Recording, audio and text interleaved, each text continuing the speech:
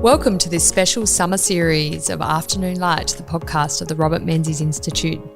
In today's episode, you will hear the keynote address from our 2024 conference delivered by Professor Geoffrey Blainey, AC, followed by a paper presented by Associate Professor David Lee on Menzies in the Dual Economy, 1961 to 66, and finally a paper by Selwyn Cornish on R.G. Menzies and the introduction of decimal currency.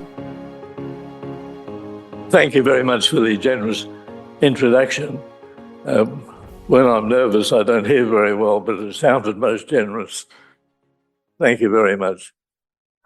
When you asked me a month or so ago to say a few words, I felt very glad of the opportunity.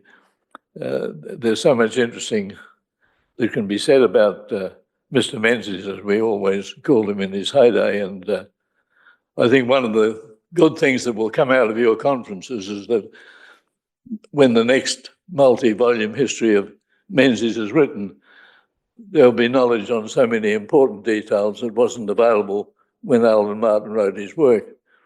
I think Alan Martin's book, the two-volume biography of Menzies, is one of the best biographies ever written in Australia. He was a Labor man, a centre Labor man, but he wrote very fairly, and it's really quite a remarkable work, and you can understand why it occupied so many years of his time. Unfortunately, he wasn't very interested in the first part of Menzies' life, or else he left it too late and didn't have much time to do research, but his knowledge of Menzies in, let's say, the first 20 years of his life is surprisingly small and often, I think, very inaccurate, and that eventually will be repaired. Could I just make, incidentally, I've got no script, so that, will you tell me when I've got 2 minutes left? Because otherwise I'll talk. It's very interesting, his personal life. In the first period of his political life, when he had his first years as Prime Minister, 39 to 41, he was, with all respect to him and his family, seen as very arrogant, and the way he would put down people was really quite astonishing, and the way he put down his own colleagues, some of which is reported in Alan Martin, is also remarkable. I went in, I think it was 1986, to speak in the Camberwell Town Hall at an event organised by the Fentiner School, which Dame Patty herself had attended, and that must have been a fundraising dinner. And I was placed at the top table, and we had nobody on the other side of the table so that we could talk amongst ourselves. And I sat next to Dame Patty, and also the man who was Mr. Menzies' personal secretary in his first period of prime ministership. I think his name was Sir Cecil Looker. And they began to talk amongst themselves, knowing I was listening, and saying how outrageous he was, the things that he would say to people, very witty, but of course very, very wounding. But he then entered a period in the wilderness from which he gained so much, and the wilderness reshaped him, and he became very human and indeed an extremely generous person in so many of his relationships. He was so powerful and had so many admirers that people didn't realise that he was not Olympian, but that he was a real human being. I wished I had known this at the time, but my father wrote a short memoir. My father was a Methodist minister, and one of his parishes was Jeparat. The Menzies were Methodists in Jeparat. There was no Presbyterian service. But when Mr. Menzies was Prime Minister, they must have had a... Can everyone hear? They must have had a back to Jeparat weekend. And Mr. Menzies was invited back as Prime Minister, and he was invited to the Methodist service and invited to read the first lesson. And of course, the church was packed, and instead of reading the first lesson straight away, he gave quite an account of the background to the passage in the Bible that he was to read. And then he delivered the message. He must have had a tight schedule. My father gave the sermon. He was invited to come back and give the sermon because he'd been the pastor there. And he didn't meet Mr. Menzies, but 4 or 5 years later, there was a Methodist function, I assume, a garden party of some kind, in Mr. Menzies' electorate in Melbourne, and he attended, then, of course, in his prime as Prime Minister. And he saw my father in the distance and went over and said to him, "That was a wonderful sermon you gave in Jeparat." And my father was quite a humble man, and he was astonished at such praise. And Mr. Menzies said, "There's only one thing wrong with your sermon. I hate to tell you." And my father, slightly nervous, said, "Please tell me." And Menzies said it was too short. And that really is a most gracious thing to do, isn't it, when you're Prime Minister, there's a large gathering and people wanting to talk to you and walking some distance and saying to this pastor those words. And you hear again and again accounts of that generosity. His relationship with Mr. Colwell was very interesting. And by chance, I knew Mr. Colwell very well. I'm not a Labor man, but he asked me to launch his autobiography because he was so out of favour with the Whitlam government or the incoming Whitlam government that he wanted nothing to do with them. And Mr. Colwell and Mr. Menzies had a remarkable relationship. When Menzies was Prime Minister for a long period, Colwell was the leader of the opposition, and they became such firm friends. And I saw Peter Nixon the other day, who, with Sinclair as the last survivor on the Liberal side of the parliaments of that era, and Peter Nixon said that in Parliament, before Parliament formally opened and Mr. Menzies and Mr. Colwell were sitting on opposite sides of the ministerial table, they would exchange notes and roar with laughter as some of the things were said. And I can remember reading that when Mr. Colwell died, Mr. Menzies by then was frail and confined to his car and his wheelchair, and Mr. Menzies had his car driven into the grounds of St. Patrick's Cathedral and stayed in the car while the service went on. And it's remarkable, isn't it, to have a leader of the opposition in very difficult political times and the Prime Minister, while fierce opponents in public, retain such a warm-hearted personal relationship. I remember reading in Alan Martin's biography that the Sydney Morning Herald commented on Menzies on the day or the day after his death and said how remarkable it was that Menzies should retire at the height of his powers. In some ways, it was a very self-effacing thing to do. It's very rare in the political history of a democracy for somebody to resign a powerful position with such fame at the height of his powers. And it would be very interesting to know which other Prime Minister retired in a situation like that. It may be that Mr. Menzies had a hint that you might suddenly drop dead. After all, there was a long history of Prime Ministers or leaders of the opposition dropping dead when in office. I don't think it's happened since, but Mr. Lyons, about whom Anne Henderson has written so graphically, Mr. Lyons died in office in 1939. Mr. Curtin, the Labor Prime Minister, died in office in 1945. Mr. Chifley, having ceased to be Prime Minister but still leader of the opposition, died, I think it was at a function at Parliament House, but dropped dead while he was still leader of the opposition. And it may be that Mr. Menzies had a premonition that you couldn't take your life for granted. I should say one other thing that's personal about Mr. Menzies is interesting. I think Alan Martin gave the wrong impression. I think Menzies is a remarkable change. He was brought up a Methodist and prized his Cornish background, and then suddenly he became essentially a Presbyterian and rejoiced in his Scottish background, and indeed became the president of the great Scots social organisation in Australia. What is it called? The Melbourne Scots. And when he was young, of course, they went to the Methodist Church in Chaparral. There was no Presbyterian church. When he went to Ballarat to go to school, he went to Grenville College, and it's not realised that Grenville College was a Methodist college. It was not owned by the Methodist Church, and that's one reason why it failed. All the famous Ballarat schools were owned by the churches and still survived. But that was perhaps the most Methodist school in Australia, and I think it would have had a bigger Methodist clientele even than Wesley College in Melbourne. But that's where Mr. Menzies went to school.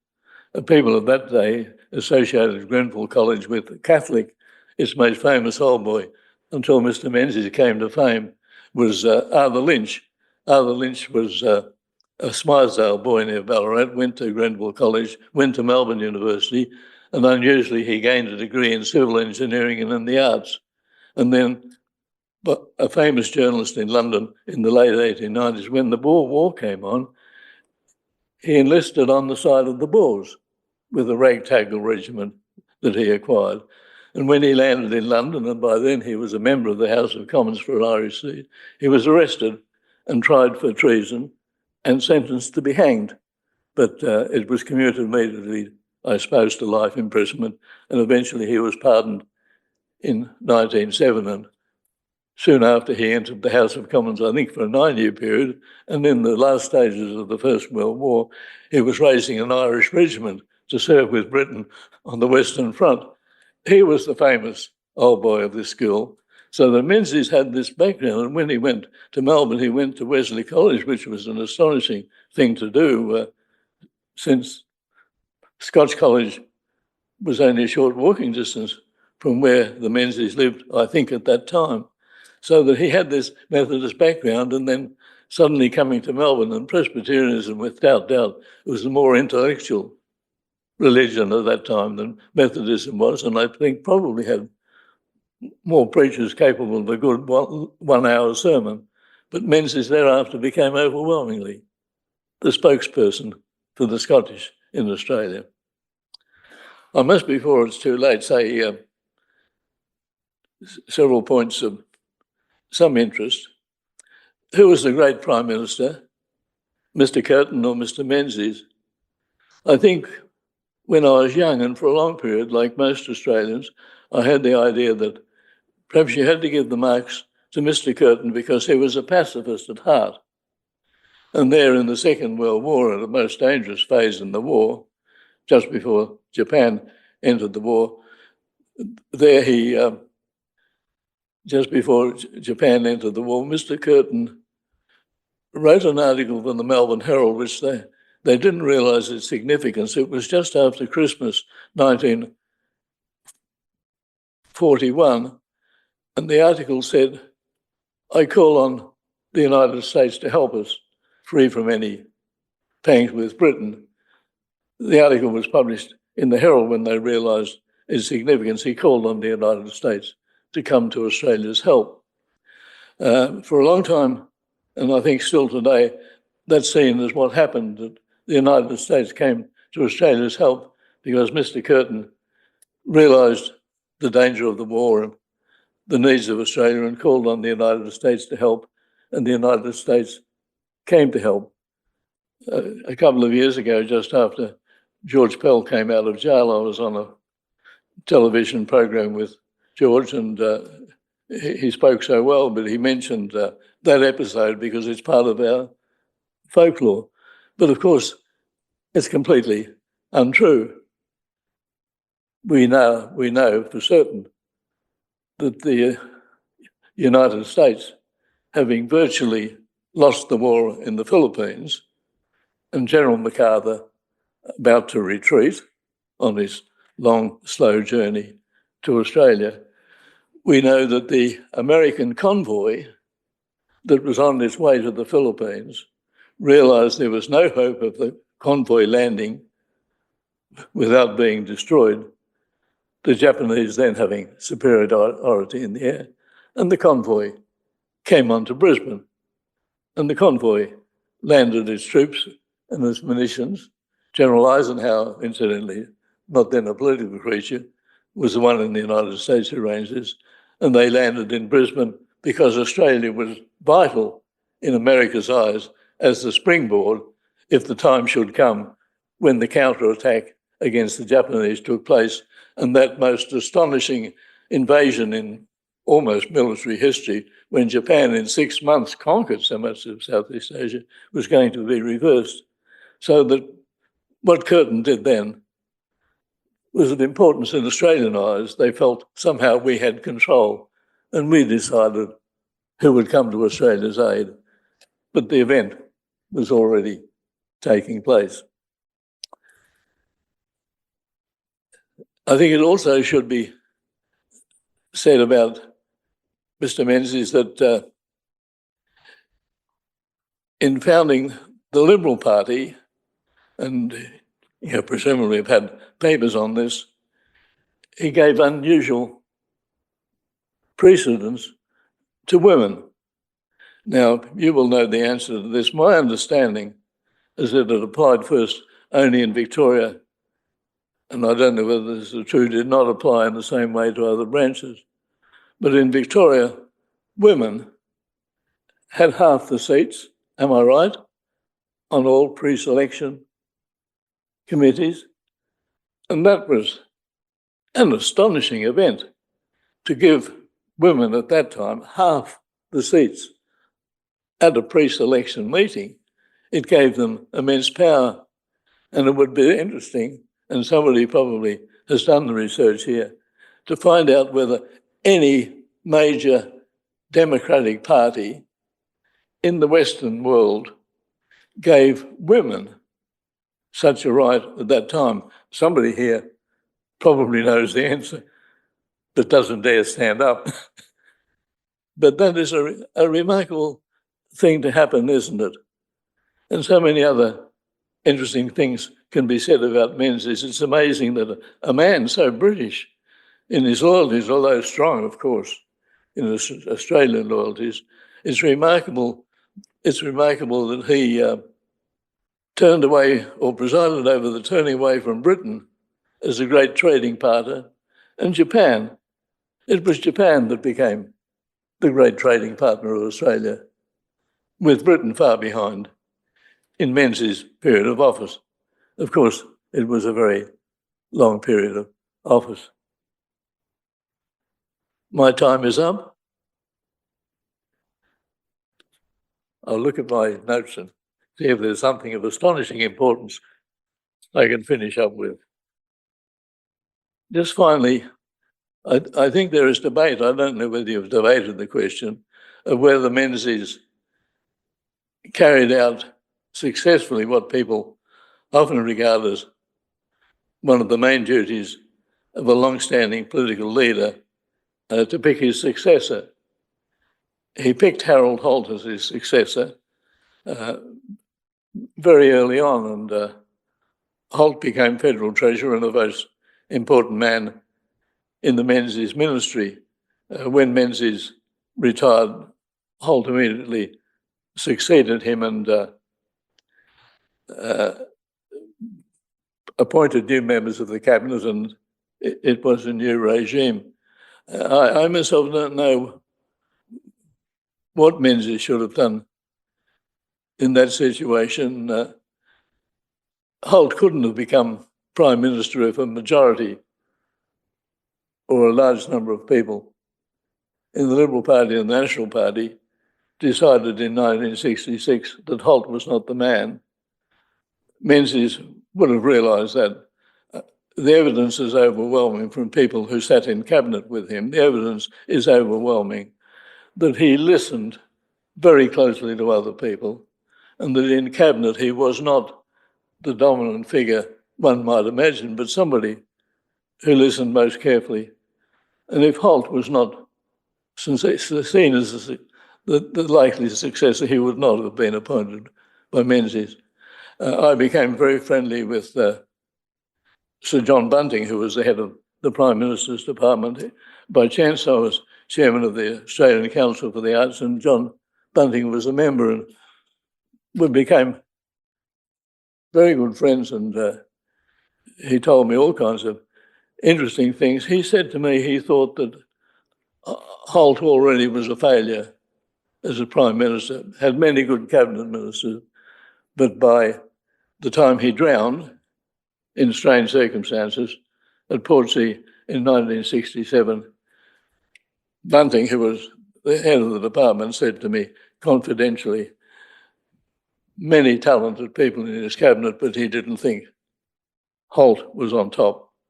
Whether this is true, I don't know. So I myself don't blame Menzies if his succession between 1966 and 1972 was such a different story to his long heyday. Thank you very much.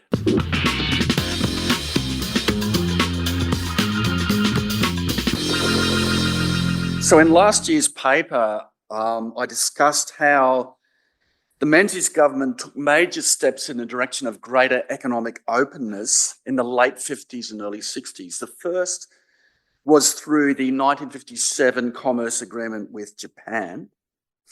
The second in February 1960, when the government threw caution to the wind in abolishing import licensing, which had been established across the board since 1952, at one stroke, rather than following the more cautious advice of the Department of Trade, which was a more gradual recommendation. The abolition of import licensing did not go smoothly. The economy suffered a major balance of payments crisis, which was addressed through credit squeeze measures, which led to the political problems that resulted in the 1961 election. Now, in the period after this, which is the subject of this paper, the economic and trade policies of the Menzies government contributed to a dual economy in Australia.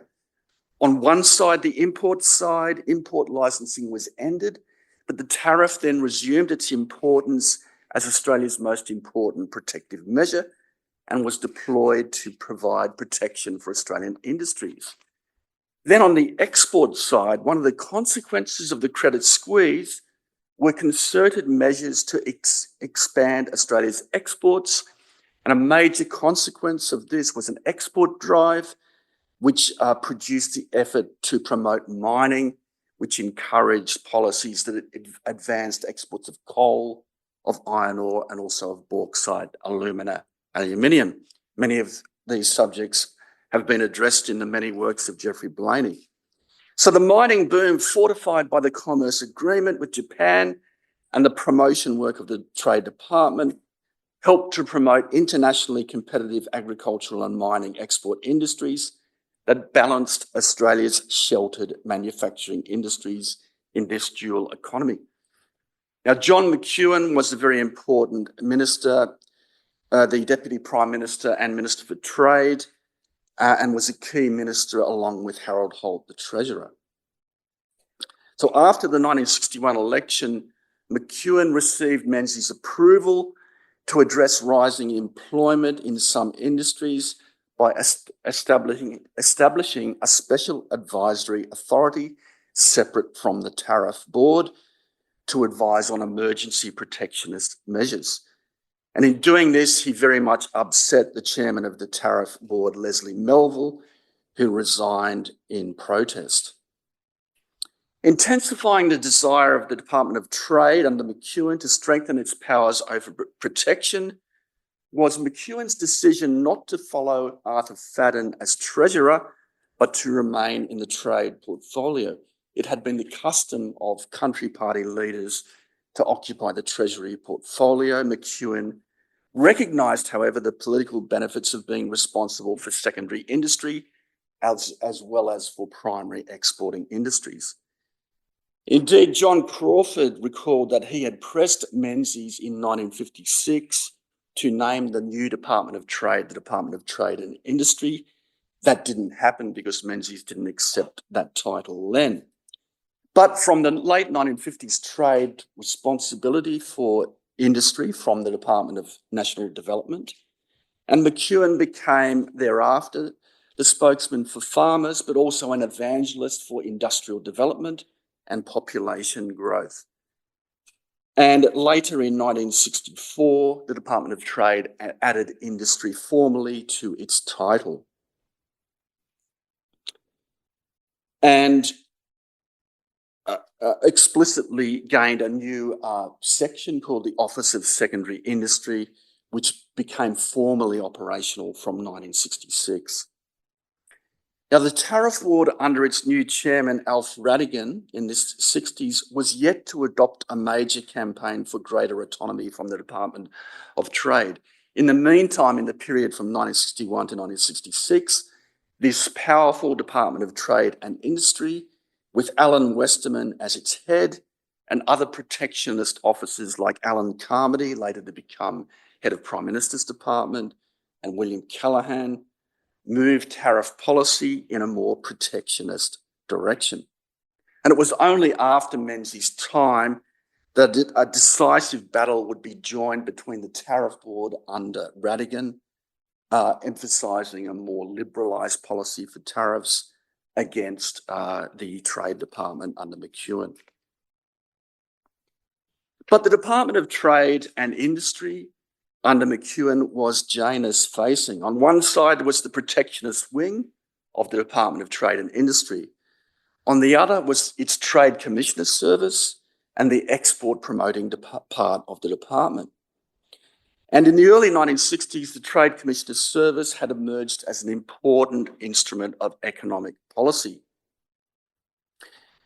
And one of the results of the works of the Trade Commissioner Service was opening of new markets. And one worthy of mention, of course, is that with the People's Republic of China, the origin of what became a flourishing trade in wheat between Australia and China came about through contacts between the China Resources Company and the Trade Commissioner of Australia in Hong Kong in 1960, which led to a deal in which the Australian Wheat Board was a participant of 1 million tonnes of wheat. That was around. And then in the period from 1960 to 1964, Australia became the largest foreign supplier of wheat to the People's Republic of China. And thereafter, although Canada subsequently overtook it later, remained a very strong trading partner in wheat with the People's Republic of China. But the most promising line of new exports after the credit squeeze episode turned out to come from an unexpected direction. The mining sector, a sector which had been in the doldrums in the interwar period, relatively. At this time, responsibility for the mining industry was largely with the Department of National Development, but also the Department of Trade had responsibility.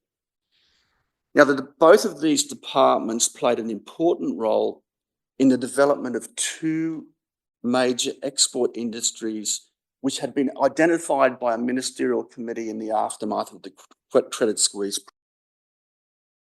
iron ore. So after a visit by Japanese industrialists to Australia in 1961, the Department of National Development encouraged Menzies to match funding by New South Wales and Queensland state governments in rebuilding the coal loading infrastructure at the coal loading ports in New South Wales and in Gladstone. This was regarded as a risky exercise because many people thought that there was not a sustainable long-term market in coal with Japan. Menzies took the risk, provided the money, and this proved to be the basis of what became one of Australia's most successful export industries of the late 20th century, namely black coal. And the other one, of course, was iron ore, where the government to lift the 20-year-long embargo of iron ore, which had been established under the Lyons government. Again, that was rather of an experimental policy. Many people in the Prime Minister's department were against it. But the result, of course, was a boom in the new export industries based on iron ore in the Pilbara. And so we had the Menzies government being responsible for the flourishing of new export industries such as coal and iron ore, which counterbalanced the import side of the economy where protectionism was the order of the day. So by the time of Menzies' retirement in 1966, the dual economy was established within the with the Department of Trade and Industry supporting policies to protect manufacturing industry, at the same time as policies had developed to encourage new markets for internationally competitive rural and mining industries. Now, the decisive break with industry protectionism would not come under a coalition government, but rather with the Whitlam government, with its 25% tariff cuts and its establishment of the Industries Assistance Commission, and later with the economic reforms of the Hawke government in the 1980s. But we should not forget that the decisive moves in the direction of economic openness came first under Menzies in his ending of import licensing and his encouragement of trade with Asian countries and his encouragement of new internationally competitive industries to supply them. Thank you very much.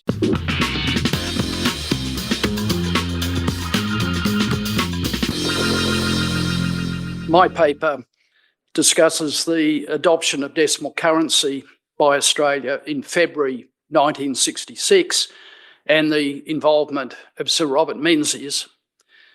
Menzies' role in the decision has usually been ignored or held up to ridicule.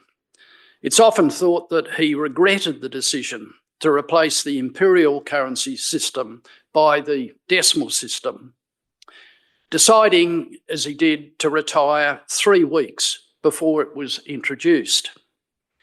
John Howard, in his biography of Menzies, wrote that, and I quote, "In a neat piece of symbolism, Australia began using decimal currency on 14 February 1966, just 3 weeks after Holt became PM. Holt," Howard continued, quote, "did not possess that instinctive Britishness that was a natural part of Menzies' makeup."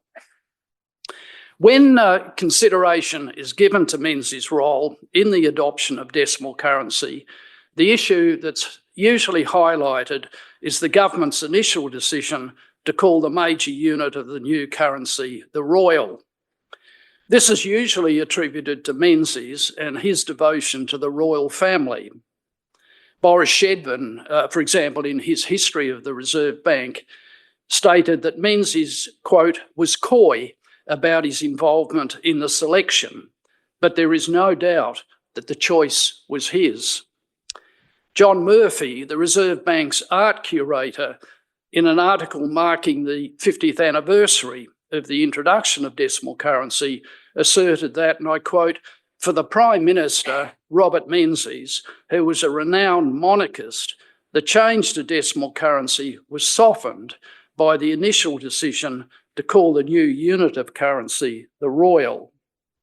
My paper challenges these assertions, as I'll explain shortly. Support in Australia for the adoption of decimal currency has a long history. In fact, the first Commonwealth Parliament established a select committee of the House of Representatives in June 1901, just a couple of months after the establishment of the Federation, to investigate and report on the merits of decimal currency. The committee recommended its adoption, which was endorsed by the House in 1903. The House of Representatives passed another motion in 1904 supporting the introduction of decimal currency. The Imperial Conference in London in 1907 debated an Australian-inspired motion to introduce decimal currency across the entire British Empire. Andrew Fisher, the Australian Prime Minister, announced in 1910 that he favoured the adoption of decimal currency, and another imperial conference in 1911 discussed a further proposal by Australia supporting the introduction of decimal currency. In addition, the important Royal Commission into the Australian monetary and banking systems recommended in its report in 1937 that the imperial system be replaced by the decimal system. The major argument against the introduction of decimal currency was that Australia could not or should not make the change before the UK adopted decimal currency. Support for retaining the imperial system was due in part to tradition and sentiment for the mother country, but there was also a significant economic consideration, given that Australia's major trading and financial links were predominantly with Britain. It was contended that changing to decimal currency before Britain would complicate and indeed could jeopardise these powerful economic and financial connections. As to the Royal Commission's recommendation, when Menzies was first Prime Minister and Treasurer, he was asked a question in the Parliament in June 1939 by Walter Nairn, the member for Perth. Nairn asked Menzies, as Treasurer, whether he had considered the Royal Commission's support for decimal currency and whether he would ask the Treasury to survey the situation to see whether it would be practicable to introduce a system of decimal currency in Australia. Menzies replied that he had not yet considered the matter, but he would be, quote, very glad to have the Treasury examine it, with a view to enabling the government to announce its position when the House reassembled after the forthcoming recess. Of course, a few months later, Australia was at war with Germany, and changing the nation's currency system was obviously not an urgent matter. From the mid-1950s, there was increasing pressure in Australia to change to decimal currency, and there were several reasons for this. By the 1950s, nearly 90% of the world's population were living in countries with decimal currency. Britain, together with the British Dominions, excluding Canada, and the British colonies, were the major exceptions. But an important turning point occurred in April 1957 when India changed to decimal currency. South Africa and Pakistan were starting to move in the same direction. New Zealand was beginning to discuss the possibility of changing to decimal currency. Even in the UK, there was a growing discourse on the merits of decimal currency. Moreover, Australian trade and overseas investment in Australia were no longer dominated by Britain. Japan, the US, and continental Europe were developing closer economic ties with Australia. Increasing numbers of immigrants were coming to Australia from continental Europe, and they were more familiar with the decimal system than with the imperial system. And electronic accounting devices, calculating machines, cash registers, and other vending machines were now being imported with in greater volume from North America and continental Europe. And they had to be converted to the imperial system at considerable expense. In these circumstances, there were increasing calls to change the Australian currency system. In 1957, a private organisation, the Decimal Currency Council, was established here in Melbourne under the chairmanship of Sir Leslie Melville, the Vice-Chancellor of the ANU. The council used its impressive membership, predominantly business enterprises, to lobby the government. In January 1958, the government began to consider the establishment of a new Royal Mint in Canberra, agreeing that the changeover to decimal currency was inevitable. The government also began to consider the appointment of a committee to advise it on how to prepare for the introduction of decimal currency. But the pivotal moment was Menzies' policy speech in October 1958, in October 1958, ahead of the November 1958 general election. In his policy speech, Menzies announced that the government, quote, accept the principle of decimal currency, and if re-elected, it would, quote, set up an independent committee to advise how and when and on what terms to effect this reform. Menzies expressed no regret or nostalgia about the intended demise of the imperial system of pounds, shillings and pence. Having secured a decisive victory at the 1958 election, the new Treasurer, Harold Holt, announced in February 1959 that the government would establish a decimal currency committee of 7 members. Walter Scott, the CEO of Walter Scott Business Consultants, was appointed chairman. Dr. Neil Davey, a Treasury officer who had recently completed a doctorate at the London School of Economics on the discussions and proposals in Britain throughout the 19th century concerning the creation of a decimal currency system, was named as secretary. At Menzies' specific insistence, a woman was appointed to the committee. Alderman Dorothy Edwards, an alderman of the Launceston City Council, an economist trained at the University of Tasmania and the London School of Economics, and a former president of the National Council of Women. The committee's terms of reference included advice to the government on the advantages and disadvantages of decimal currency, how the costs of the changeover to the new currency system could be minimised, the estimated cost of replacing or adapting accounting, calculating, vending and similar machines, and other costs likely to be experienced in the changeover to decimal currency. The committee submitted its report to the government in August 1960. It recommended the adoption of a decimal system with the new currency based on 10 shillings and not on the pound or 20 shillings. It also proposed that the commencement date for the decimal system should be early 1963. However, progress was slow to begin with, due in large measure to the recession of 1960-61. But with recovery now underway, Holt announced in April 1963 that the government had accepted the recommendations of the Decimal Currency Board Committee, and it would create a new statutory authority, the Decimal Currency Board, to undertake the planning and technical work required, including the production of coins and currency notes. A new commencement date of 14 February 1966 was announced.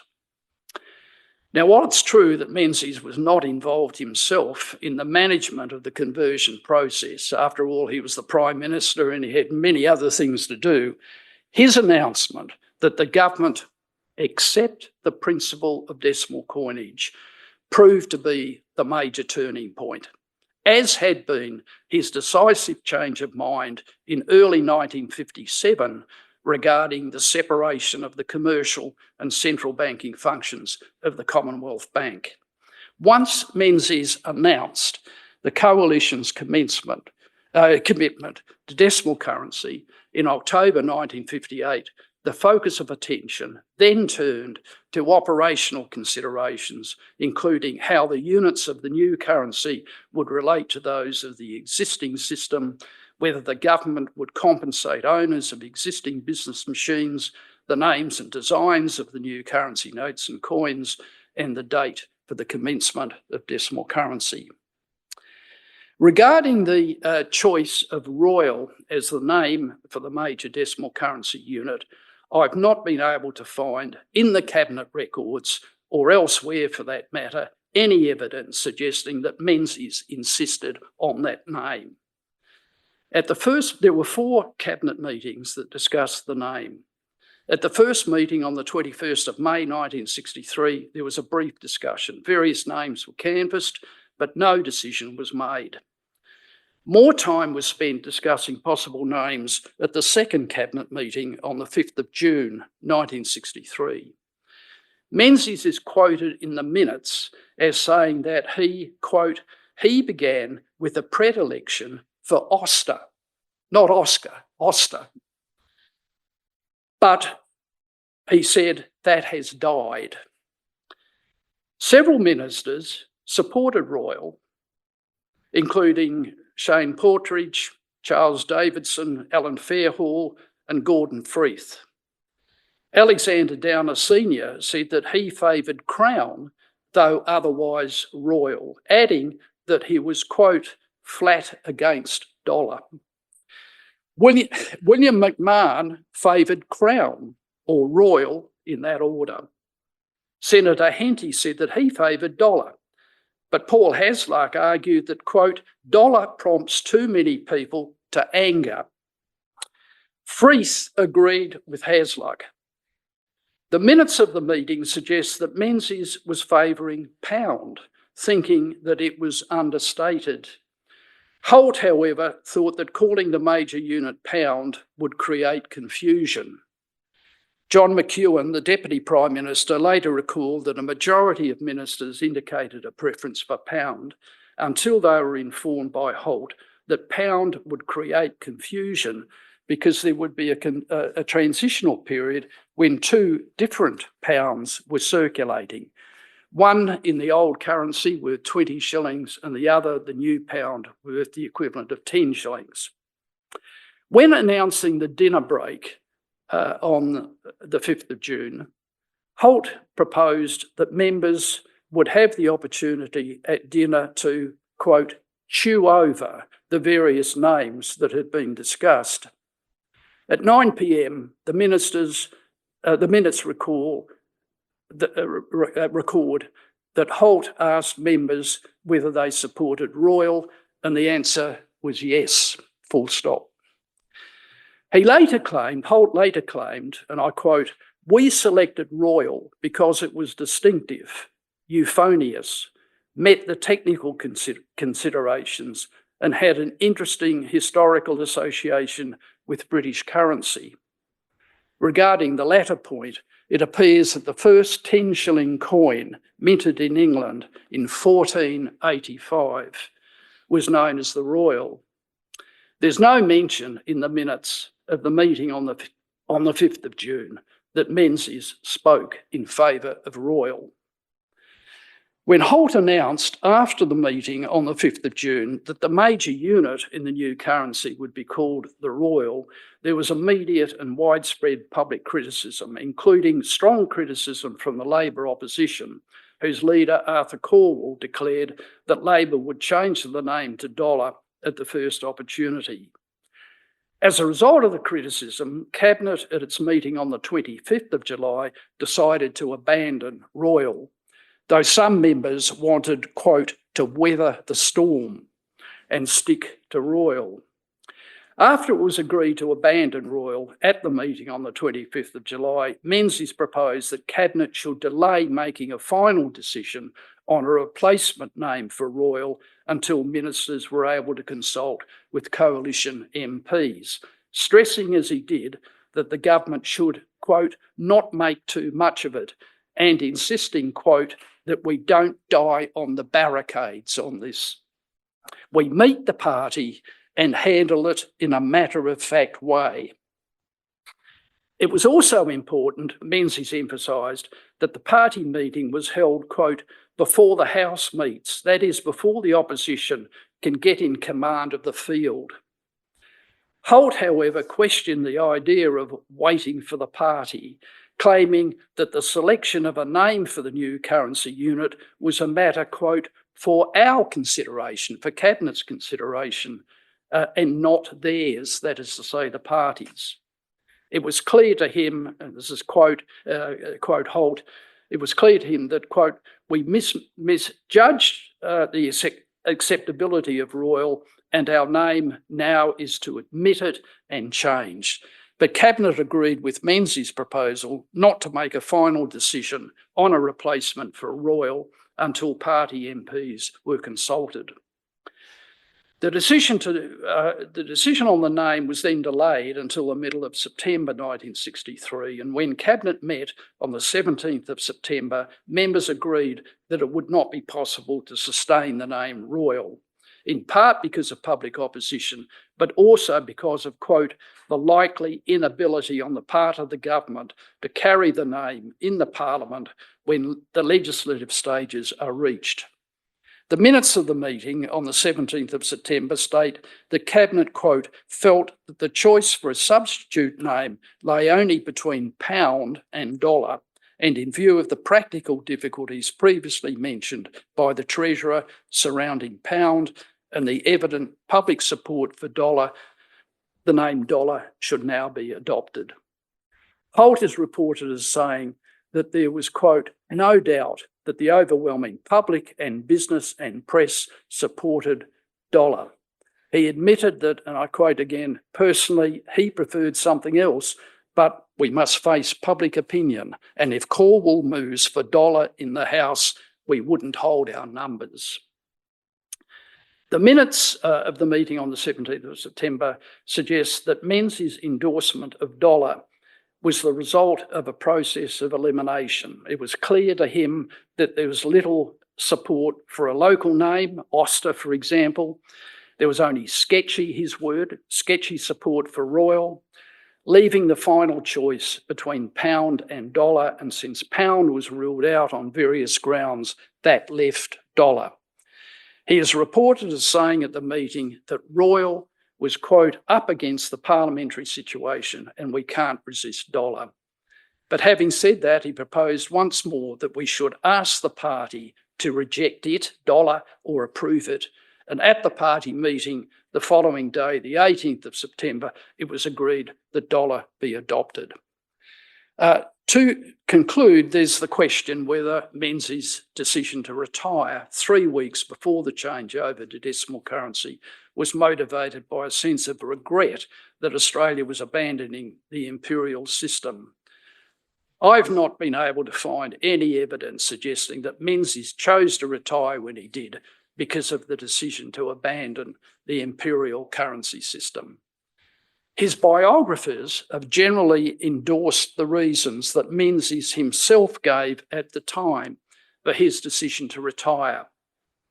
Alan Martin, in his biography of Menzies, Alan Martin, in his biography of Menzies, repeats what Menzies said at his final press conference, namely that he was 71 and tired. An election was due late in 1966, and even if he won it, he could not promise that he would serve out the full ensuing term. Better to retire then while he was still in full possession of his powers and to allow his successor time to establish leadership in his own right before facing the electors. Troy Bramston, in his biography of Menzies, quotes the minutes of Menzies' final cabinet meeting when he said, and I quote, "To tackle another election, a further period in government is not my intention. My time to go is now so that a new leader may have the better part of 12 months in order to exhibit his character and the character of his government." According to Bramston, it was during the lead up to the half-Senate election on the 5th of December 1964 that Menzies actually decided to retire. Menzies himself explained that, and I quote, "I went around, I knew my time was running out on me because I was tired, got easily tired, didn't feel any zip when I was at a meeting." He said later, and I quote again, "I then made up my mind that I ought to give it away. And why not? I had an uncommonly good run. I had no grievances about politics." So just finally, contrary to the view expressed by some that the post-war governments led by Sir Robert Menzies achieved little of substance, two of the more significant changes in the monetary and financial structure of Australia came about because of Menzies' personal input. The separation in 1960 of the commercial and central banking functions of the Commonwealth Bank, leading to the creation of the Reserve Bank of Australia, and the change in the country's currency system in 1966 from the imperial system of pounds, shillings and pence to the decimal system of dollars and cents. That's it for this week's episode of Afternoon Light, the podcast of the Robert Menzies Institute. Please make sure to subscribe and catch up on our latest online content on our website or on Twitter, LinkedIn or Facebook.